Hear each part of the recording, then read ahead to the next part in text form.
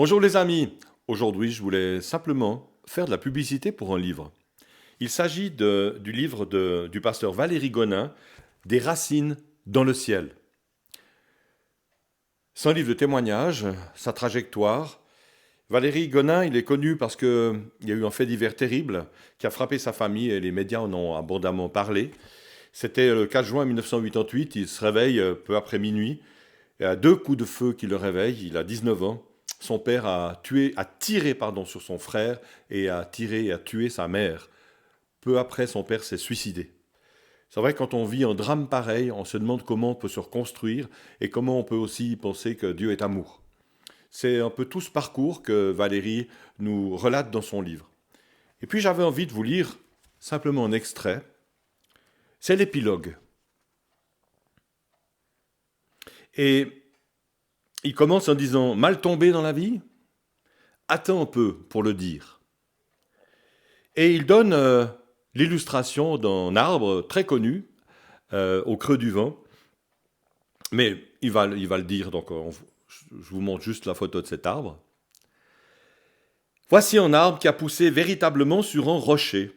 J'ai pris ce cliché ci-contre dans la réserve du creux du vent, où j'ai œuvré 5 ans en tant que contremaître forestier pour le canton de Neuchâtel, en Suisse. Les racines ont entouré le rocher pour aller dans la terre.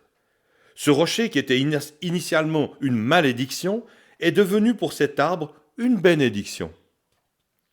Je me représente la graine tombée sur ce rocher, plutôt que dans la bonne terre, se révolter contre le ciel en disant « Pourquoi le bon Dieu a-t-il permis que je tombe droit sur de la pierre alors que j'aurais pu tomber 1 mètre à côté dans la bonne terre ?» Parfois dans nos vies, on a l'impression de ne pas être à la bonne place. Ce fut mon cas, nous dit Valérie.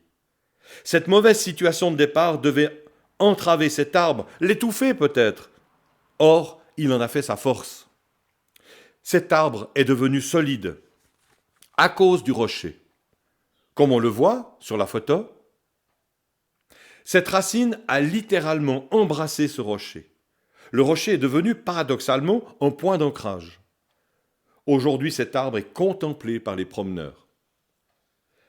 Les épreuves ne sont pas en elles-mêmes positives ou négatives, elles sont juste une réalité de la vie. Elles ont un potentiel de vie ou de mort. C'est plutôt la façon dont on va se positionner qui va faire la différence. La Bible nous met en garde.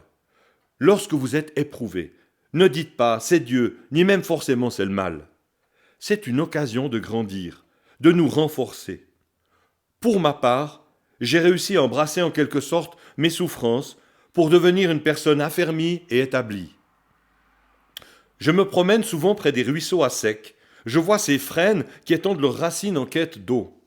Ils ont beau être beugnés, blessés, ces arbres au bord du chemin, mais s'ils continuent à étendre leurs racines jusqu'à trouver l'eau, ils continuent à croître. Plus leurs racines sont profondes, plus ils vont prendre de force de la terre, plus leurs feuilles vont pousser, plus il y aura de photosynthèse et plus ils vont pouvoir développer de racines. Mieux ils seront capables de résister à la tempête. C'est un cercle vertueux. Cet arbre du creux du vent s'est aussi développé grâce à la lumière du ciel.